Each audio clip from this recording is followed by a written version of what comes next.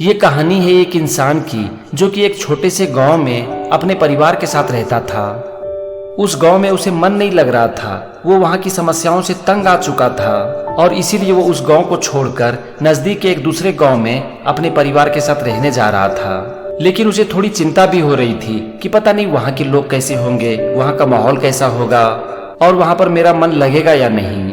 उसे किसी ने बताया कि वो जिस गांव में रहने जा रहा है वहां पर एक साधु रहते हैं और उनके पास जीवन की हर समस्याओं का समाधान है। अगर किसी भी इंसान को कोई भी प्रॉब्लम होता है तो वो सबसे पहले उसी साधु के पास जाते हैं। तो उस आदमी ने सोचा कि मेरे मन में भी उस गांव को लेकर बहुत सारी दुविधाएं आ रही है, तो क्यों ना वहां पर बसने से पहले ही मैं उस साधु से मिल लूं, ताकि मुझे उस गांव के बारे में भी पता चल जाएगा और इससे मेरी जो सारी दुविधाएं हैं वो खत्म हो जाएगी। यही सोचकर वो आदमी एक दिन उस साधु के पास मिलने चला गया। वहां पर पहुंचकर उस आदमी ने उस साधु से पूछा कि बाबा, मेरे मन में बहुत सारी दुविधाएं चल रही है, मैं आपकी थोड़ी मदद चाहता हूँ, कृपया मेरी मदद करो। तो इस पर साधु बोले कि बोलो बेटा, मैं तुम्हारी क्या मदद कर सकता हूँ। तो वो आदमी कहता है कि बाबा, मैं अपने गाँव को छोड़कर इस गाँव में बसने जा रहा हूँ। मैं ये जानना चाहता हूँ कि इस गाँव के लोग कैसे हैं, यहाँ का माहौल कैसा है, क्या यहाँ पर लोग एक दूसरे की मदद करते हैं। तो इस पर साधु बोले कि बेटा, तुम सबसे पहले मुझे ये बताओ कि तुम अभी जिस गांव में रह रहे हो वहाँ के लोग कैसे हैं, वहाँ का माहौल कैसा है और क्या वहाँ के लोग एक दूसरे की मदद करते हैं। तो आदमी कहता है कि बाबा, अगर वो गांव ठीक होगा तो फिर मैं उसे क्यों छोड़ूंगा, मैं यहाँ पर बसने क्यों आऊंगा। वहाँ के लोग ठीक नहीं है, वहाँ का माहौल भी अच्छा नहीं है, हमेशा लोग एक दूसरे से लड़ते झगड़ते रहते हैं और कोई किसी की मदद नहीं करता। मैं वहां से तंग आ चुका हूं और इसीलिए उस गांव को छोड़कर इस गांव में बसना चाहता हूं। तो इस पर साधु बोले कि बेटा, तुम अभी अपने गांव को छोड़कर इस गांव में रहना चाहते हो, लेकिन यहाँ पर भी यही प्रॉब्लम है, यहाँ के लोग भी ठीक नहीं हैं, यहाँ का माहौल भी ठीक नहीं है और कोई किसी की मदद नहीं करता। साधु आगे बोले कि तुम अगर यहाँ पर बसना चाहते हो तो जरूर आ जाओ, लेकिन यहाँ का माहौल देख के मैं तुम्हें बता सकता हूँ कि तुम्हें अभी जो प्रॉब्लम उस गांव में हो रही है, तुम्हें वही प्रॉब्लम यहाँ पर भी होगी। अब वो आदमी और दुविधा में पड़ गया कि अब क्या करूँ, यहाँ पर भी वही प्रॉब्लम है। फिर सोचा कि चलो ठीक है, देखता हूँ क्या करना है और वहां से निकल गया। जब वो आदमी उस साधु की कुटिया से बाहर निकल रहा था, तभी एक आदमी उस साधु की कुटिया में प्रवेश किया और उसने भी साधु से यही सवाल किया कि बाबा, मैं इस गांव में रहने आ रहा हूँ, थोड़ा मुझे बताइए कि यहाँ के लोग कैसे हैं, यहाँ का माहौल कैसा है, क्या मेरे परिवार को यहाँ पर मन लगेगा, क्या मेरे बच्चे यहाँ पर खुश रहेंगे।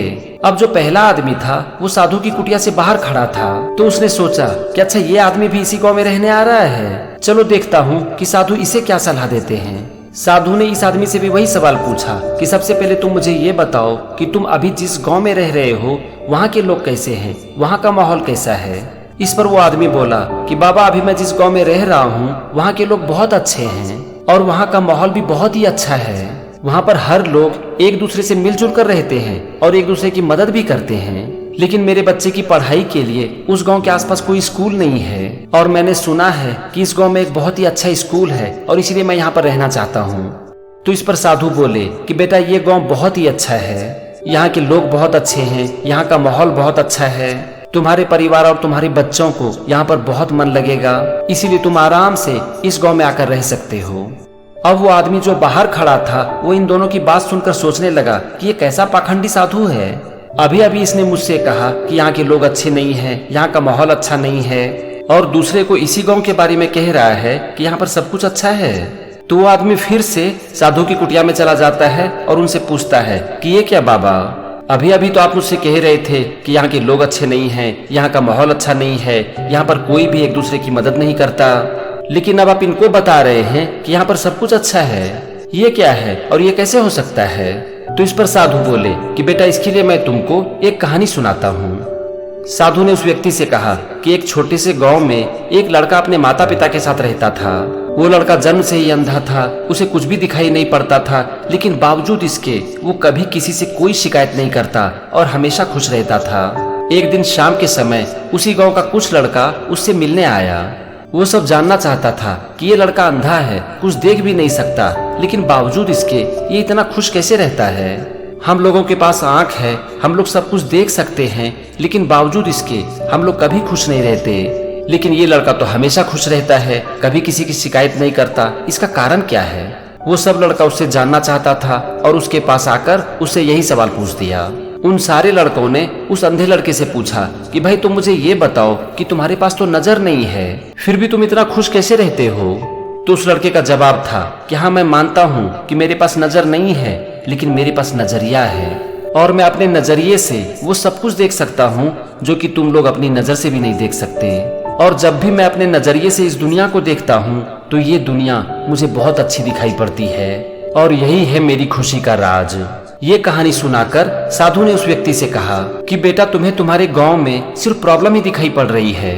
हो सकता है कि वहां पर बहुत कुछ अच्छा भी हो रहा हो, लेकिन वो तुम्हें दिखाई नहीं पड़ रही है क्योंकि तुम अपने नजरिए में सिर्फ और सिर्फ प्रॉब्लम को ही देख रहे हो।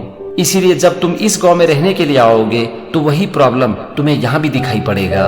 और चूंकि इस आदमी को अपने गांव में कोई प्रॉब्लम नजर नहीं आ रहा है, वो इस गांव में रहना चाहता है सिर्फ अपने बच्चे की पढ़ाई के लिए, और इसीलिए इस व्यक्ति को यहाँ पर भी सब कुछ अच्छा लगेगा। साधु ने आगे कहा कि बेटा, जैसी तुम्हारी नजर होगी तुम्हारे लिए ये दुनिया वैसी ही होगी। दोस्तों, ये थी एक छोटी सी कहानी जो कि हमें ये सिखाती है कि हम जिस नजर से इस दुनिया को देखते हैं ये दुनिया वैसी ही है।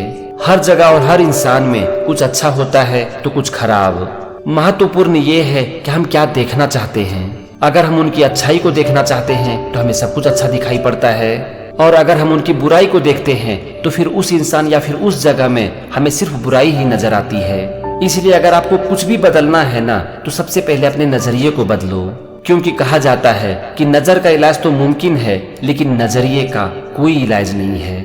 और ये छोटी सी कहानी हमें यही सिखाती है।